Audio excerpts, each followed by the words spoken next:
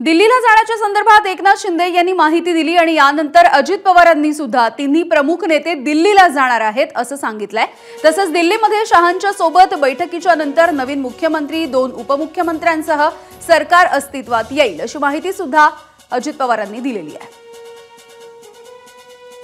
एकंदरीतच उद्या आम्ही तिघही जण दिल्लीला जाणार आहोत। दिल्लीला गेल्यानंतर आमचं पुढचं सगळं बाकीची चर्चा त्या ठिकाणी होईल आणि त्याच्यानंतर नवीन मुख्यमंत्री, 2 उपमुख्यमंत्री, सरकार ते अस्तित्वात त्या ठिकाणी येईल।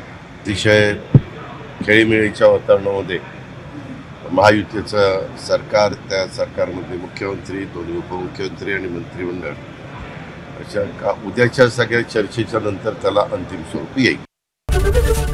एबीपी माझा, उघडा डोळे बघा नीट।